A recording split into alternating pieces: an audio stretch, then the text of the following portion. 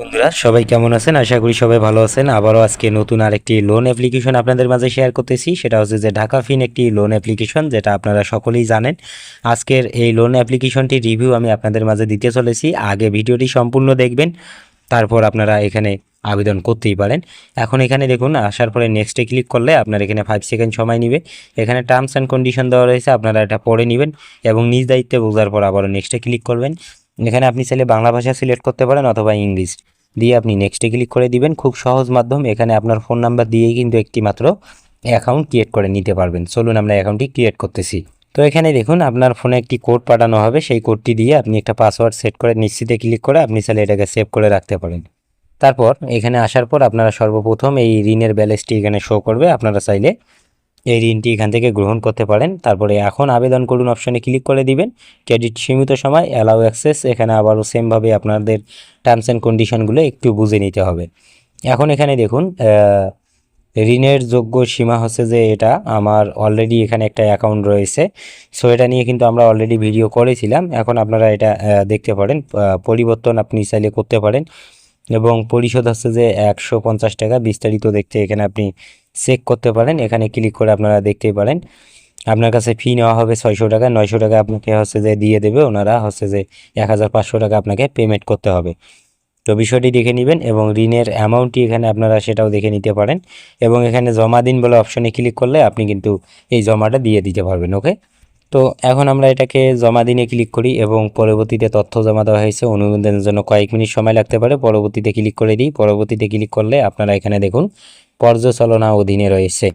তো এটি কিন্তু হচ্ছে যে মূলত প্রত্যাখ্যান করা হতে পারে, কারণ ওনারা আমাকে এর আগেও কিন্তু প্রত্যাখ্যান করে দিয়েছিল। আপনাদের অনেকেরই কিন্তু এভাবে প্রত্যাখ্যান করে দেয়। আপনারা ভিডিওতে এসে অযথা কিছু হচ্ছে যে মন্তব্য করেন। তো বন্ধুরা দেখুন, আমি বলছি যে আগে ভিডিওটা আপনারা দেখুন, তারপরে গিয়ে আবেদন করুন।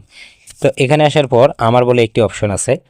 আপনি যদি ঋণ নিতে চান, আমার বলে অপশনে আগে আসবেন, আগে আবেদন না করে। আসার পরে এখানে আপনাকে যেটা করতে হবে, আপনি এখানে দেখুন একটা কন্ট্যাক্ট সেন্টার দেওয়া রয়েছে। এখানে আপনাকে কিন্তু কন্ট্যাক্ট করতে হবে।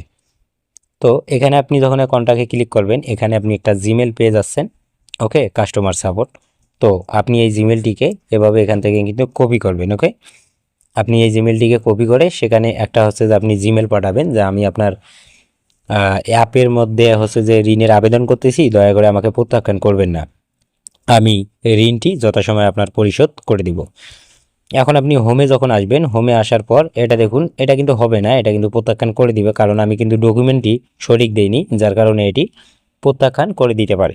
তো সর্বপ্রথম যখন আপনি আবেদন করবেন, তখন কিন্তু এখানে বলা হবে যে আপনার এনআইডি কার্ডের তথ্য, আপনার সকল ডিটেলস এগুলো কিন্তু ওরা নিয়ে নেয়। তো আপনারা এইগুলো ঋণ নেওয়ার পর যদি পরিশোধ না করেন, আপনাদের কোনো সমস্যা হবে না। তবে আমি মনে করি এই সমস্ত অ্যাপ্লিকেশন থেকে ঋণ নেওয়ার থেকে না নেওয়াটাই ভালো হয়। তো দেখুন, এখানে কিন্তু আমাকে অলরেডি প্রত্যাখ্যান করে দেওয়া হয়েছে। সো আমরা কি করেছি, এর আগে কিন্তু একটা ঋণ নিয়েছে, আমরা পরিশোধ করিনি। এই যে ইতিহাস বলে অপশন আছে, এখানে ক্লিক করুন। এখানে ক্লিক করার পর লোন মানি আমাকে হচ্ছে যে ঋণ দিয়েছিল, এখানে ক্লিক করলে আপনারা এ টু জেড ডিটেলসটা এখানে দেখতে পারেন।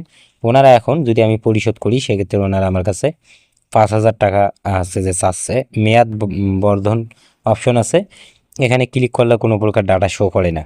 তো এখন যদি আমি এটাকে পরিশোধ করতে চাই, 5000 টাকা দিয়ে আমাকে পরিশোধ করতে হবে। তাহলে দেখুন কত বড় সিটিং, এরা মানুষের সঙ্গে কত বড় হচ্ছে যে সিট করে। তো এখানে দেখুন চ্যানেল 4, আপনি বিকাশ নগদের মাধ্যমে হচ্ছে যে গো টু রিপ্লে, এখানে ক্লিক করে দিয়ে আপনাকে হচ্ছে যে পেমেন্টটি করতে হবে। তো সো আমি এই সমস্ত কিছু দেখাবো না আপনাদেরকে। এই যে আমাকে ঋণ দিয়েছে, আমি কিন্তু কোনো প্রকার পরিশোধ করিনি। ঋণের পরিমাণ মাত্র 2500 টাকা, এখন বলতেছে 5000 টাকা দিতে হবে। সো বন্ধুরা, এটা আমি আপনাদেরকে একদম বাস্তবতার সঙ্গে দেখাইলাম।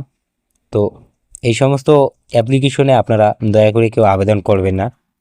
আপনারা ঋণ নিতে চাইলে বিকাশ অ্যাপের মাধ্যমে ঋণ নেওয়া যায়। সঠিকভাবে আপনারা পেমেন্ট করুন এবং সঠিকভাবে আপনার মোবাইল রিচার্জ এবং বিদ্যুৎ বিল সঠিকভাবে দিলেই কিন্তু আপনি বিকাশ থেকে ঋণ নিয়ে নিতে পারেন। সো এগুলোর থেকে ঋণ নিন, কিন্তু এই ধরনের কোনো অ্যাপ্লিকেশন থেকে দয়া করে আপনারা কেউ ঋণের জন্য আবেদন করবেন না। ওনারা কিন্তু আমার এই ঋণটা দেখুন, ওনারা এখন বলতেছে পরিশোধ করতে হবে 5000, আমি কিন্তু একটি টাকা ওদের পরিশোধ করব না। আর আপনারা যদি ঋণ পরিশোধ না করেন, সেক্ষেত্রে আপনাকে কি করতে হবে, আমার বলে অপশন আছে, এখানে ক্লিক করুন। এখানে ক্লিক করার পর আপনাকে সর্বপ্রথম এখানে লগ আউট করতে হবে।